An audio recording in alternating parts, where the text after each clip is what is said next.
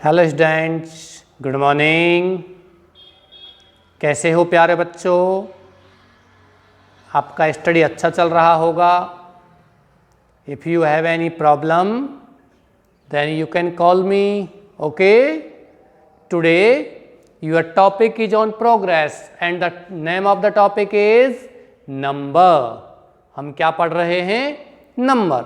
Number का मतलब क्या होता है? वचन। वचन कितने प्रकार के होते हैं? There are two types of numbers in English.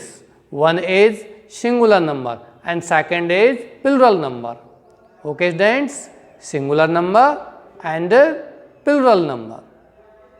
तो यहाँ हमने एक नियम इसका पढ़ा था कि यदि आपको किसी नाउन के पीछे यदि किसी नाउन को बहुवचन बनाना है, प्लूरल बनाना है, तो उसके पीछे हम जनरली क्या कर देते हैं?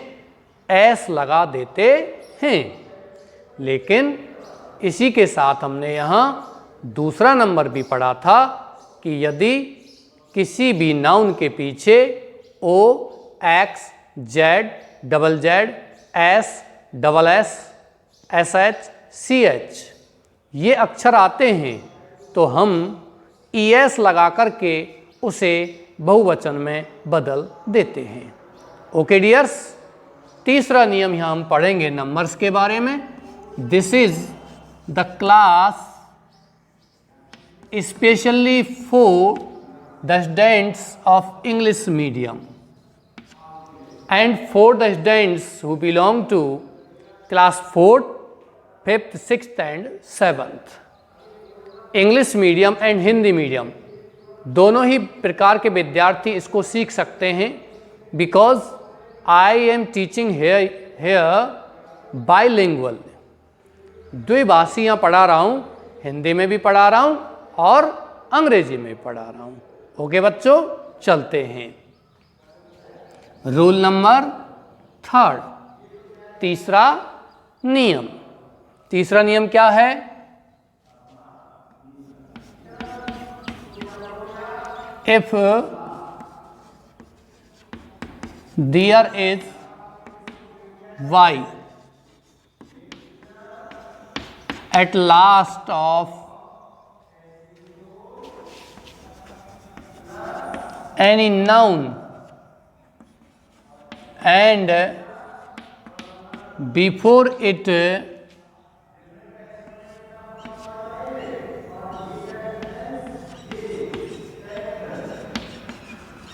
consonant is given, then we remove y and apply ies to make it plural। Okay बच्चों, चलिए इसको हम हिंदी में पढ़ते हैं कि ये क्या कह रहा है। इफ देयर इज वाई, यदि क्या हो? वाई हो। एट लास्ट माने अंत में, ऑफ एनी नाउन किसी भी संज्ञा के, बिफोर इट किसी भी संज्ञा के अंत में क्या हो? नाउन हो। यानी कि नाउन के अंत में क्या हो? वाई हो। और बिफोर इट इससे पहले कॉन्सोनेंट इज गिवन, कोई व्यंजन दिया हुआ है, देन वी रिमूव वाई, तो वाई को क्या कर देते हैं? हटा देते हैं और क्या लगा देते हैं? आई ई एस लगा देते हैं। ओके बच्चों, जैसे कि मैं यहाँ कुछ उदाहरण लिखता हूँ। CITY, city. प्रिय विद्यार्थियों, ये कह रहा है कि यदि किसी भी संज्ञा के अंत में क्या हो? वाई हो और वाई से पहले क्या हो? कोई कॉन्सोनेंट। कॉन्सोनेंट का मतलब क्या होता है? व्यंजन। मतलब एक वाउल्स। वाउल्स माने स्वर, AEIOU ये नहीं होने चाहिए वाई से पहले। यदि ये हैं तो वही हमारा पहला नियम काम आएगा। हम उसके पीछे क्या लगाएंगे? एस या ई एस। जैसे कि मैंने आपको एक उदाहरण दिया था, BOY, यहाँ भी वाई है, यहाँ भी y है, इसमें y से पहले कॉन्सोनेंट यानी कि व्यंजन है, जबकि इसमें y से पहले क्या है, स्वर दिया हुआ है। तो आप क्या करोगे, इसमें तो s लग जाएगा। ये तो पहले वाला नियम हो गया कि जनरली हम सबके पीछे s लगाते हैं, लेकिन कौन कौन से ऐसे रूल्स हैं जिनके पीछे हम s नहीं लगाते हैं। पहला नियम तो मैंने बता दिया, s लगाते हैं, लेकिन ऐसे कौन कौन से नियम जहाँ s नहीं लगाते हैं। तो दूसरे नियम मैंने आपको बताया था, यदि किसी भी नाउन के पीछे o x z double z c h s h double s s h दिया हुआ है तो हम क्या लगा देते हैं, es लगा देते हैं। And third rule is, if you find y at the last of any noun and there is any consonant before y, then we remove y and apply ies। ये बताया था मैंने आपको कि यदि किसी भी नाउन के पीछे y हो और y से पहले कोई व्यंजन हो तो y को हटा देते हैं और y को हटा करके क्या लगा देते हैं, ies, सिटीज। ओके बच्चों, जैसे FACTORY factory, FACTORY factory, factory माने क्या होता है, कारखाना। तो इसमें भी y आ गया और y से पहले आपका r दिया गया है जो एक व्यंजन है। आप क्या करोगे, इसमें FACTOR y को हटा करके क्या लगा देते हैं, IES। ओके, ये आपका रूल नंबर कौन सा हो गया, तीसरा हो गया। चलिए चौथे नियम के बारे में हम बात करेंगे। चौथा आपका नियम कौन सा है, उसके बारे में थोड़ा सा बात करते हैं। Rule number 4। प्यारे बच्चों, 3 नियम कंप्लीट हो गए, मैं रिवाइज कर देता हूं। फर्स्ट रूल इज, हम जनरली क्या लगाते हैं, एस लगाते हैं किसी भी नाउन के पीछे, इसको प्लुरल बनाने के लिए, इसको बहुवचन बनाने के लिए। और दूसरे नियम में क्या है, यदि किसी संज्ञा के पीछे O X Z double Z S S H C H दिया हुआ है तो हम उसके पीछे एस नहीं लगाते हैं, क्या लगाते हैं, ई एस लगाते हैं। Rule number 3 is before your eyes. तीसरा नियम आपकी आंखों के सामने दिया गया है कि यदि किसी भी नाउन के पीछे आपको y दिया हुआ आता है और y से पहले आपको क्या दिया गया है, कोई ना कोई व्यंजन दिया गया है, मतलब स्वर नहीं है, मतलब AEIOU ये दिया हुआ नहीं है, तो ऐसी स्थिति में हम y को हटा करके क्या लगा देते हैं, IES लगा देते हैं। आपको समझ में आ गया होगा।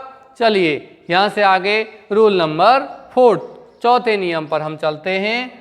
इफ यू फाइंड, यदि आपको मिलता है F और FE बिहाइंड ए नाउन, किसी संज्ञा के पीछे, देन रिमूव F और FE and apply VES to make it plural। प्यारे बच्चों, ये क्या कहा गया है इसमें, देखिए थोड़ा सा।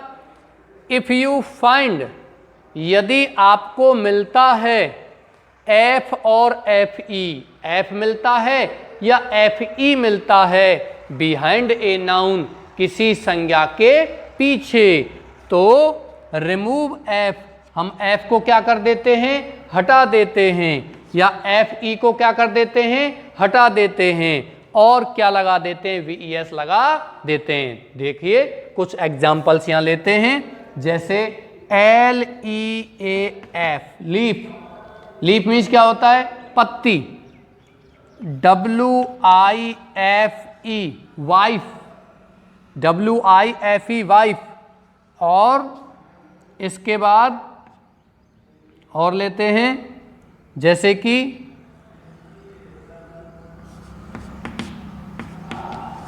LIFE, life. ओके, तो लीफ पीछे क्या आ गया, एफ आ गया। हम इसको हटा करके क्या लगाएंगे, VES लगाएंगे, क्या हो जाएगा, लीव्स। ऐसे ही WIFE को हटा दीजिए, क्या लगा दीजिए, VES। ऐसे ही LIVES, लाइव्स, इस तरीके से हो गया। और ले लीजिए एक आध, KNIFE, नाइफ मीन्स क्या होता है, चाकू, तो KNIFE को हटा दीजिए और क्या लगा दीजिए, VES लगा दीजिए। ये आपका क्या हो गया, प्लुरल हो गया। लेकिन डियर स्टूडेंट्स, इसमें कुछ अपवाद भी हैं, एक्सेप्शन और भी हैं। कौन कौन से एक्सेप्शंस हैं, ROOF, roof, roof, HOOF, hoop, okay, PROOF, proof. अब इनमें देखिए पीछे क्या दिया हुआ है, F दिया गया है ना। लेकिन ध्यान दीजिए प्यारे बच्चों, यह F दिया हुआ है, उसके बावजूद भी हम F को हटा करके VES नहीं लगाएंगे। We will not apply here by removing VES by removing F or FE in these nouns because these nouns are exceptions in this rule। क्योंकि इस नियम में ये नाउन्स क्या है, अपवाद हैं। रूफ मान क्या होता है, छत, तो क्या हो जाएगा, रूफ्स। HOOF, हूप मान क्या होता है, खुर। आपने जानवरों के नाखून क्या कहते हैं, उनको खुर बोलते हैं, तो वो हूप होता है। और PROOF, प्रूफ माने क्या होता है, सबूत। इनके पीछे क्या लग जाएगा, S लग जाएगा। ये क्या है, इसके अपवाद हैं, इनकी ओर आपको अवश्य ध्यान देना है। मैं आशा करता हूं कि आपकी समझ में ये आया होगा। आप इनको स्क्रीनशॉट लीजिए और इसको कॉपी भी कर सकते हो। ओके बच्चों, तो यहाँ आपके ये 2 नियम कंप्लीट हो गए। तीसरा चौथा नियम, 5वां और 6वां नियम आगे फिर हम नेक्स्ट क्लास में पढ़ेंगे। और फिर कुछ प्रोनाउन भी हैं जिनका बहुवचन पढ़ेंगे। जैसे आई का बहुवचन क्या होता है, वी। जैसे कि मी का बहुवचन क्या होता है, अस। उसी प्रकार से यू का बहुवचन क्या होता है, यू होता है। You indicates both singular noun and singular pronoun and plural pronoun. और ही, सी, इट, इन तीनों का प्लुरल बहुवचन क्या होता है, दे, THEY। हिम का, हर का, इट का होता है देम। ओके, माई का क्या होता है बहुवचन, आवर होता है। ये आपको नेक्स्ट क्लास में बताएंगे। लेकिन कुछ और भी इसके रूल्स हैं, उनके बारे में भी हम चर्चा करेंगे। और कुछ ऐसे नाउन्स हैं जिनको हम एक वचन भी और बहुवचन भी दोनों होते हैं। जैसे DEER, डियर। जैसे सीप, SHEEP, शीप मान क्या होता है, भेड़ होता है। तो उसका भी, जैसे कि फिश, FISH, फिश मान क्या होता है, मछली, उसका भी फिश ही होता है। फिशेज भी होता है, सीप्स भी होता है, लेकिन थोड़ा सा उसमें पढ़ना पड़ेगा। FISH, फिश मान क्या होता है, मछली होता है, लेकिन एक ही रंग की कई मछलियाँ होती हैं तो फिश का प्रयोग करेंगे। और यदि अलग अलग रंगों की मछलियाँ हैं तो वहाँ किसका प्रयोग करते हैं, फिशेज का प्रयोग करते हैं। वो हम कल के क्लासेज में चर्चा करेंगे। आज की क्लास में इसी के साथ मैं आज की क्लास समाप्त करता हूँ। मैं आशा करता हूँ कि आप बहुत अच्छी तरीके से इनको पढ़ रहे हैं, समझ रहे हैं। धीरे धीरे पढ़ते जाइए। ये जो क्लास चल रही है आपकी, ये जो ग्रामर के टॉपिक चल रहे हैं, ये आपका मूल है, जड़ है।